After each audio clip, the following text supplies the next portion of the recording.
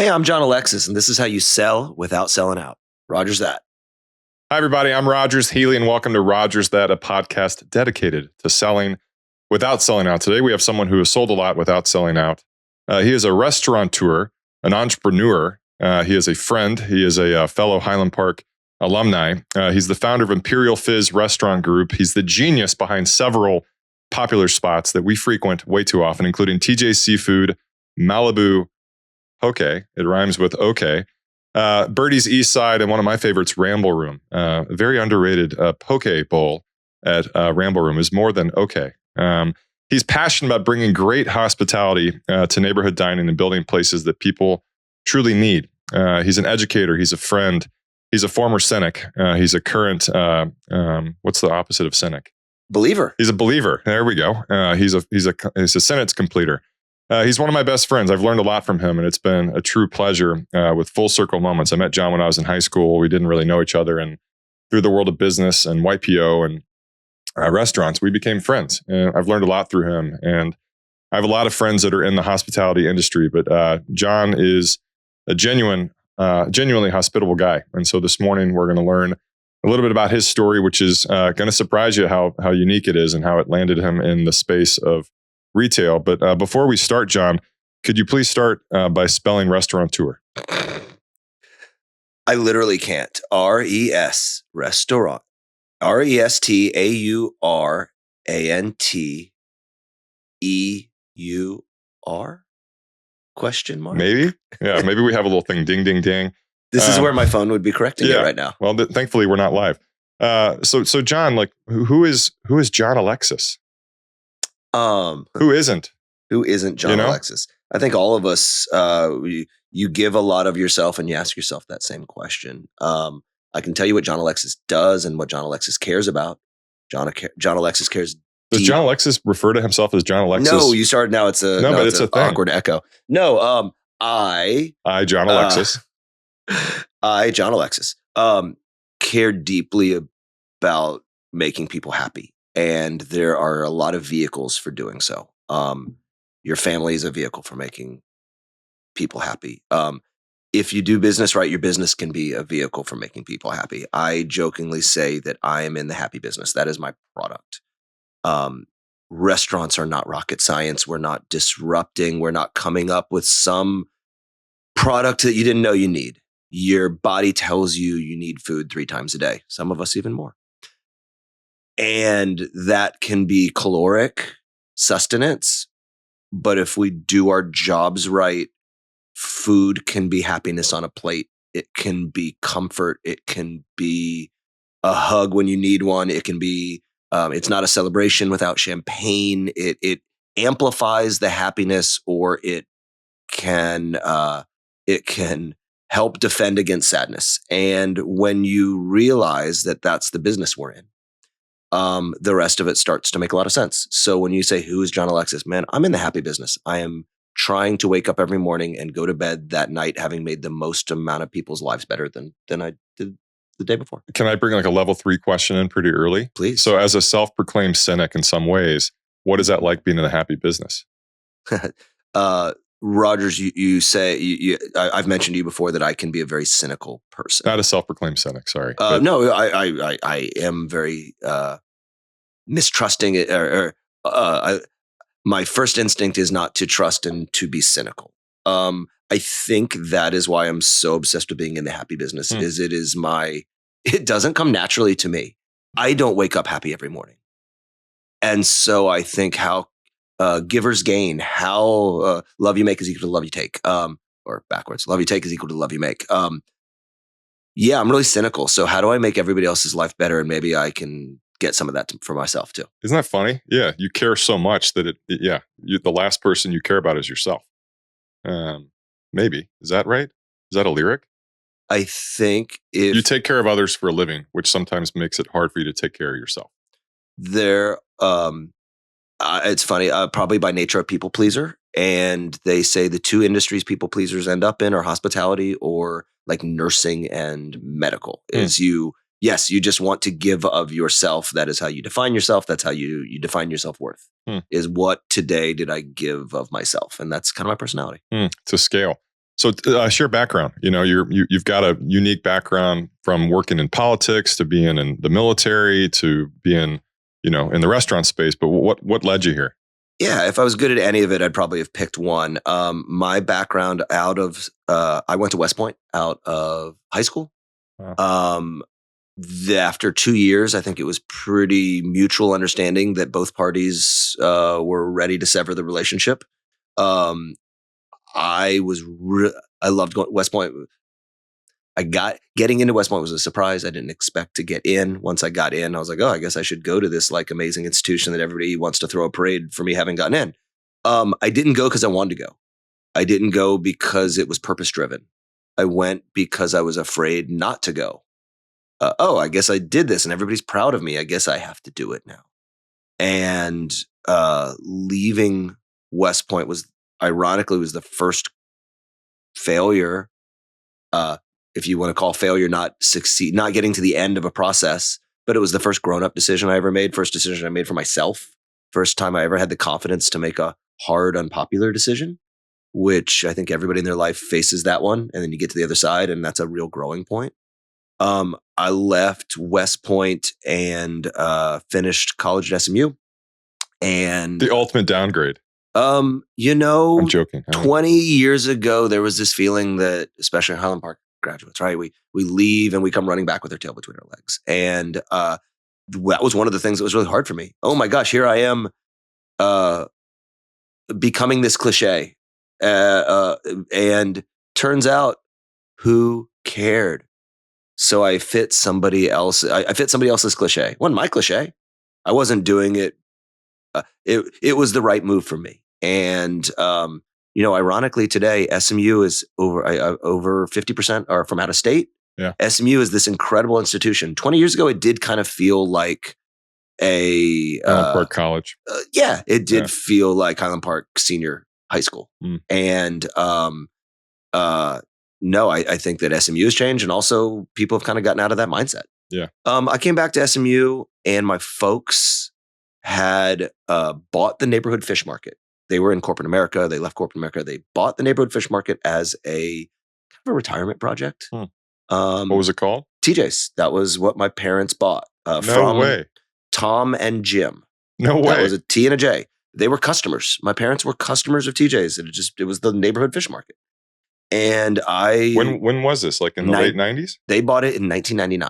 No, late 90s. Yep. No way. About as late in the 90s as you can get. Yeah. And they owned and operated that for 10 years while I did political campaigns. I worked in Austin, in Texas. If you're working political campaigns, they're more one party than the other. I worked for both the state Republican Party in Austin, and then I moved back to Dallas and did more nonpartisan stuff. Worked for everything from the Dallas Cowboys to Walmart to partisan campaigns as well. Huh. Everything from liquor elections to the Cowboy Stadium finance and all that kind of stuff. I wasn't super high up in the company, but I was really learning at a prestigious firm, and my folks were ready to make a life change.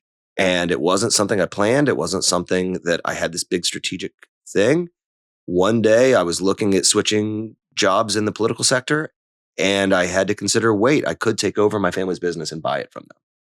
And if you know my folks, they did not give it to me. The first life lesson was, oh, you want the family business? Well, you better figure out how to capitalize it.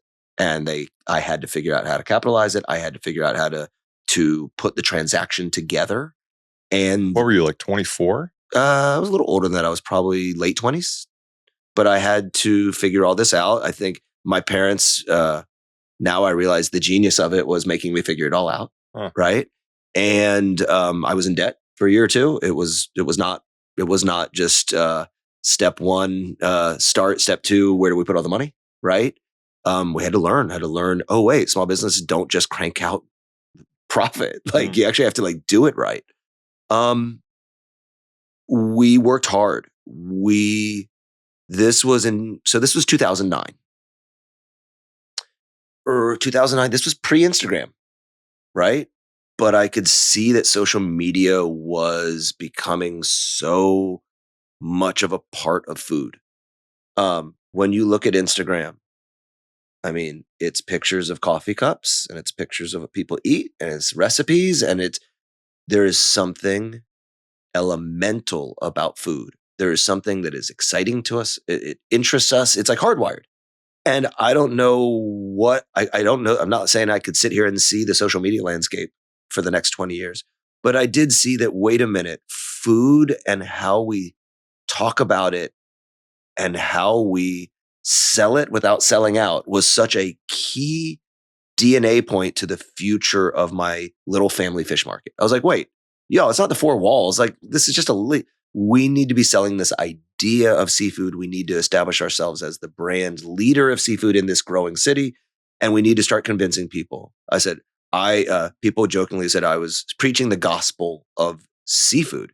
I would go to anywhere somebody would let me speak and talk to them about how they could trust fresh seafood in Dallas. More fresh seafood flew through DFW airport than any airport in the country. How we could have— That's a fact. Fact. You go to New York and you go to Fulton Street Fish Market and they have everything they caught in those waters. And you go to San Francisco, they have everything they caught in those waters. But in Dallas, we can have both coasts in a fresh seafood market in a different way than a seafood market in San Francisco or New York can have. And I just said, you know what? I don't care if this is dumb. I'm going to preach this. And I really I established myself as not trying to run the P&L, but trying to build the brand of TJ's. And I said, we need to establish that you can get seafood in Dallas, Texas. And it was kind of a really confident bet of a rising tide, that if we could just get people would tell us, it wasn't a budget. People tell us they just didn't feel comfortable buying seafood in Dallas. And it was crazy. Then I'd say, so where do you eat seafood? They'd say, when I go to Miami, I eat seafood. I'm like, what do you get? Salmon, mussels, lobster. All of that flew just as far to Miami as it did to Dallas. And once we started explaining the supply chain to people, they realized you actually can get fresh seafood in Dallas. What did we do with that? We were able to grow our TJ's brand to multiple locations and then grow our Malibu Poke brand, all based on a bedrock of trusting that we were actually bringing fresh seafood in. And so that was kind of how we ended up in the seafood business, how we ended up growing the seafood business. And that led us right into the pandemic. That was going into the pandemic. My identity and my business identity was I was the seafood guy. Well, yeah, but talk about the entrepreneurial journey even within that, where you learn these things about yourself, with seafood being the vehicle. And are you kind of like the OG food influencer guy in DFW?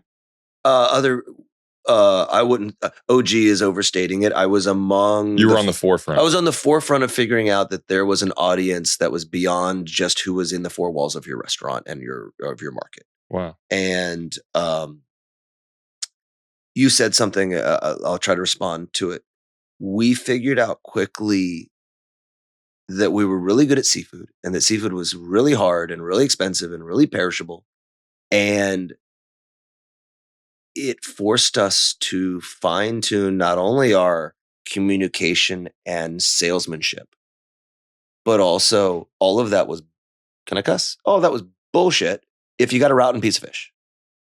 And we had to put our money where our mouth is. And we had to put our systems and our process. If we were sitting here talking about it, you can get a fresh piece of Alaskan halibut in Dallas, Texas. Then that Alaskan, I was making a promise that I had to deliver on. That it's easy to say the hot dog's going to be delicious and the hot dog's going to be fine. But there are so many ways the seafood can go wrong. So it forced us to be diabolically system and process driven. To the point that when the pandemic hit, and in no way am I trying to make political comments of what was right or wrong and how to handle the pandemic, but we were laughing. We would be interviewed by the Dallas Morning News. They say, what are you changing in your processes to be able to serve food? We're like, literally nothing. We already are so careful about how fresh this seafood is and how many times we wash our hands when we touch a piece of fish. The irony is we had to do nothing for we were already set up. We were so systemically rigid in how we handle all our product. Does that excite you? I love systems and processes. If you ask anybody who works for me, they'd say I seem very unhappy because I'm just always trying to get our systems and processes exactly right. But at the end of the day, I'm actually really satisfied. I love systems. It goes back to the happiness factor, right? The better the systems are, the less complaints or the happier people are going to be. And then it leads to, repeat business and loyal customers. And I'm sure that's kind of part of the big picture. Rogers, that was a really insightful thing you just said. Yes. If you're in the happiness business, the other side of that coin is most people who are people pleasers. It's not just people pleasers. They are violently affected when they disappoint someone. There's a psychological term. It's one of those we don't do well with disapproval. It's the flip side of people pleasing. Systems and processes help me sleep at night, help me relax, in that it's not a game of whack-a-mole. If you truly care that every guest is really, really happy, then you will lose your mind worrying in a constant state of worry unless you have systems and processes to iron that out. So talk about the balance of that, right? And as a restaurant guy, they're not named Jon Alexis Restaurant 1, 2, 3, 10, but you're still partly responsible for being there and making sure my parents had a good time at Ramble Room and that you make them feel like royalty. What is that like, trying to balance that with a wife, with children, with other, ambitions? How do you master that if it's even possible? Restaurants are 7 days a week. There are people who figured out how to make their money not be open 7 days a week. We are only open the days we pay rent and salaries, right? Being open 7 days a week, you can't. When we opened our second restaurant, I suddenly realized I can't be two places at once. No, I can't. I can't be the wall that holds back problems. I can't be the wall. I can't be the security line. I can be a part of a system that gives great results. I can't be personally responsible for all of it. Most entrepreneurs, I think, are men and women who are really good at control, are really good at systems and processes, and your first instinct is control everything. And then you realize that is finite and you have to grow beyond that. So I can't be Jon Alexis making sure everybody has a good time at every restaurant all night. So I had to put in systems and process to make sure there is Jon Alexis level hospitality happening. And my job isn't to do the task. It is to be accountable to the standard being set that we all define ourselves. Did we accomplish the task or not? Does that sometimes make it like awkward for you to show up in person? Selfish question here, but I'm saying, it's working so well. Do you feel like if you show up, it disrupts the perfection of the SOP? That's a really smart question. The servers will sometimes joke, I'm really good at giving hospitality until Jon comes and talks to the table. Then it throws off the whole game that they taught me. We have our steps of service, we have our organized thing, we have our timing, and it works great until Jon gets involved. Mm-hmm. It is funny. You said that maybe you found this in your career. You think that you're like this inspirational, that you inspirationally create all these systems process, and you find out that in the end, you can almost be an annoyance. You can almost disrupt the ecosystem you've created. Sure, it's absolutely. That was a really insightful question. Absolutely. Well, it's selfish, and you spend your life building these businesses, and again, different experiences, different industries. But yeah, one of my anxieties as a business owner is showing up to the business, and yeah, it's a unique catch-22 that I don't think anybody can prepare for when they start a business. Is that you kind of want to hire yourself out of a job. And then you reach that point, it's like, what the heck am I supposed to do? Do I show up? Do I ask how things are going? It's working well. Like, it's such a conundrum that leads to, I think, anxiety that I've experienced. But obviously, you found a way to do it to scale, and you're still working on it. It's a work in progress. I have found, as the owner of the business, sometimes an innocuous question can have. You don't realize one day you think you're just bussing tables along with everybody else. And then you realize the next day, hey, when I asked a question that really sent a ripple through the whole staff of, well, was it a rhetorical question or was I insinuating something was wrong? And yeah, you work so hard to create a self-sustaining ecosystem of people that can uphold the standards. Yeah. Sometimes get involved in it can absolutely disrupt that ecosystem. Talk about the different verticals where you master seafood, or you you're mastering the seafood industry, and then you do poke, which is in seafood, and now you want to you open up a Tex-Mex restaurant, you open up a more fine dining restaurant, you open up this casual experience restaurant at Birdie's. What has that been like, having different types of food, different types of audiences still in the restaurant space? I would love to tell you that this is where I explain the strategy of our 4-dimensional chess. It really came more from a sincere hospitality than a entrepreneurial strategy. We evaluate real estate opportunities, and then our strategy is to look at the neighborhood and figure out what those diners need. And then we try to develop the perfect restaurant for them. So Ramble Room was not a concept we had on paper and then said Snyder Plaza would be perfect for it. It was looking at Snyder Plaza, talking to neighbors and saying, what did they not have? And then creating what they didn't have. Birdie's Eastside, we talked to people in East Dallas and they just told us what they needed, and we made a list and then we put it all in. So we are lucky in that we chose the hardest aspect of the restaurant business to start out. Seafood is the hardest way to serve food. And so after that, Tex-Mex kind of felt pretty easy. After that, flatbreads and loaded fries felt a little easier. Those systems and processes from seafood, it wasn't really like a vertical where it integrated under us. It just, we had been running the hardest event in the meat the whole time. Then the rest of the events felt a little easier. So it's really more those systems and processes just carried through. Do you have another restaurant that you're already thinking about in your head for a next type of theme or next, next spot? Yes. Can you share? No, it'd be more that we have several ideas. If we go back to we're in the happy business. There are several happy delivery systems that we have not yet cracked yet. And I'm waiting for the right real estate opportunity in the right neighborhood where that's the perfect restaurant for them. What's your favorite type of food?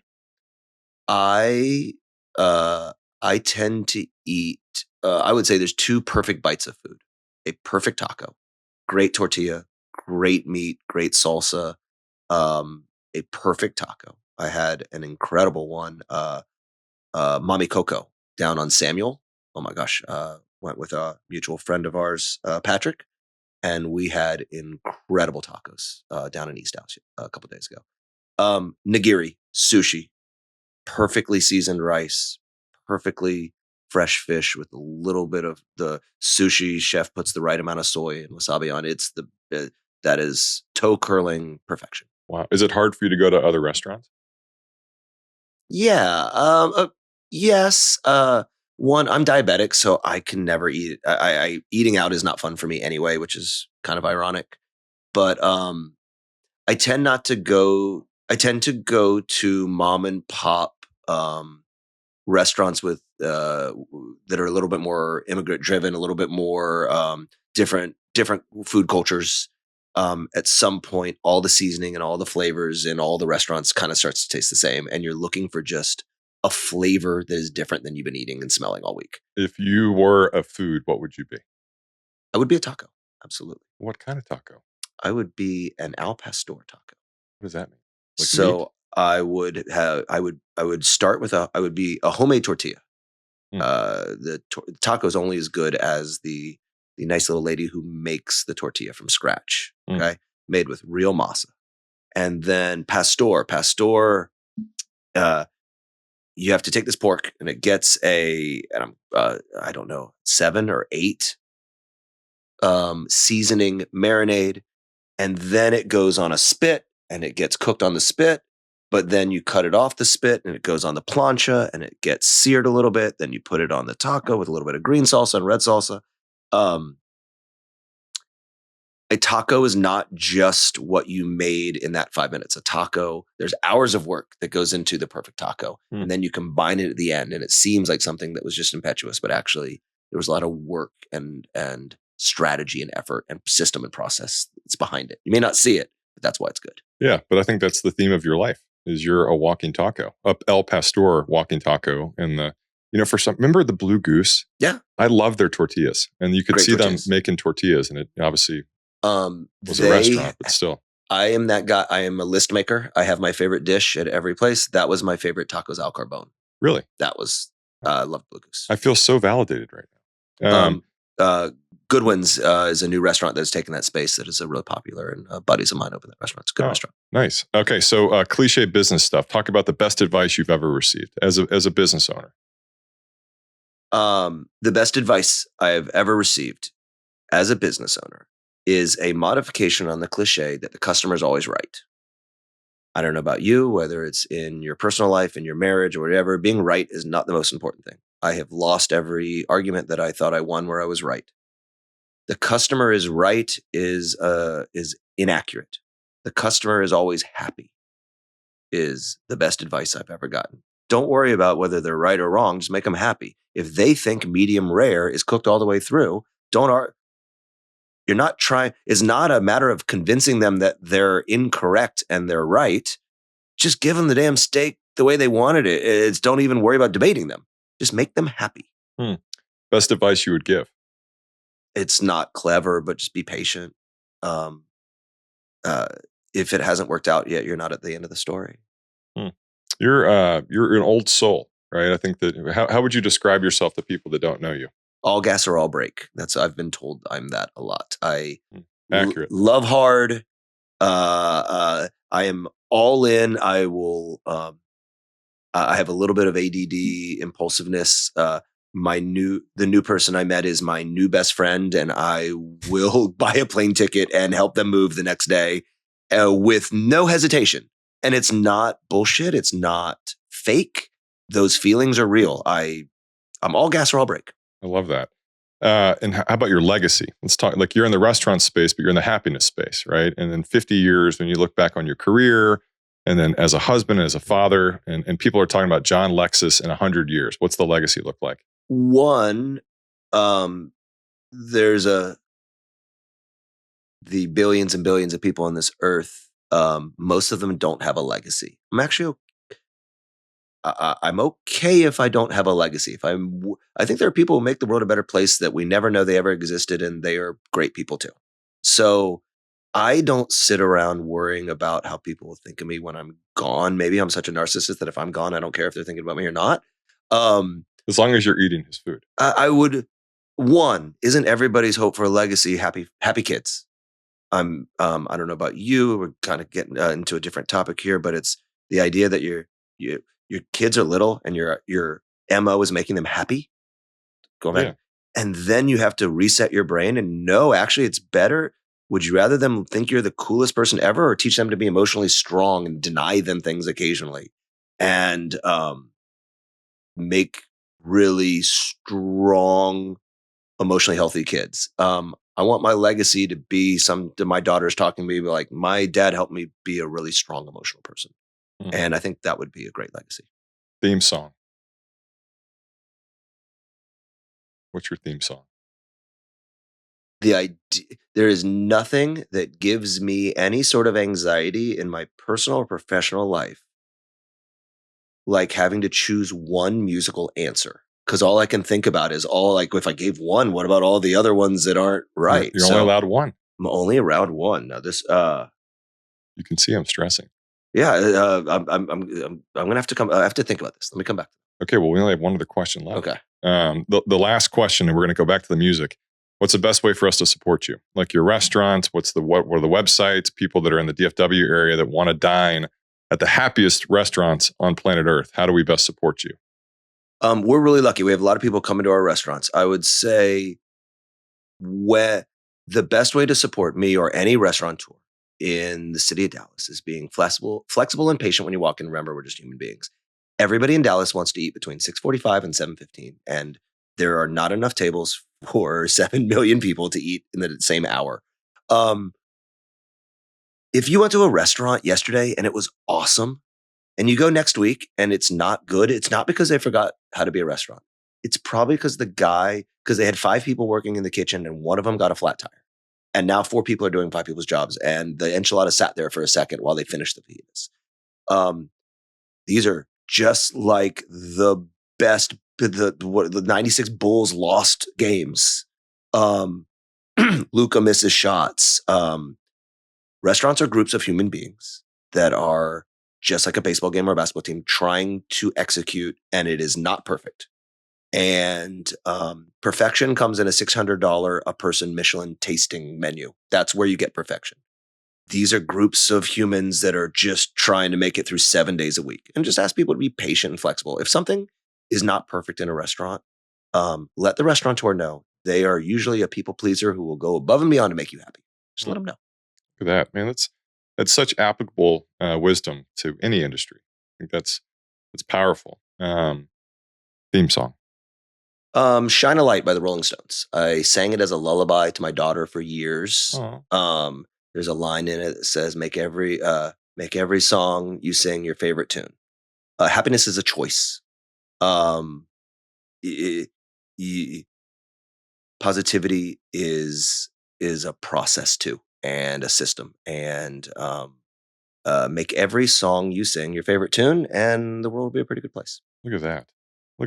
Website, please, for all the restaurants. Is it imperialfizz.com? You'd think. I'm too busy serving people I have no corporate.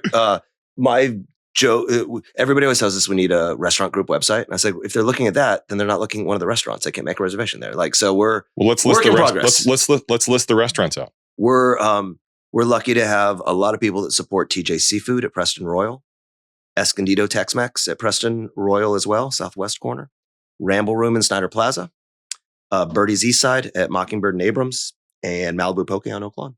I like that. By the time this comes out, there's probably going to be another restaurant that will be part of the unveiling. So, Jon Alexis, I'm proud to be your friend. I love learning from you, and thanks for joining us today. It's my pleasure. Thanks for doing this. Yeah, happiness. It's a thing. Shine a light. I would not have picked Rolling Stones he's a Pink Floyd guy, and he's my Sherpa for trying to get me to fall in love with Pink Floyd, and I'm getting there. But Rolling Stones, curveball. Well, can't go wrong with Rolling Stones. No, but at least you did like a relative B-side. Deep cut. Yeah. Yeah, deep cut. Jon Alexis, Imperial Fizz. Go to his restaurants, but not between 6:45 and 7:50. Go at like 6 or 9. No, like 8:30 when the rest of the world likes to eat dinner. It's fun. It's sexy. It's like dinner time after dark. Or go at lunch. Yeah. Okay. Great job.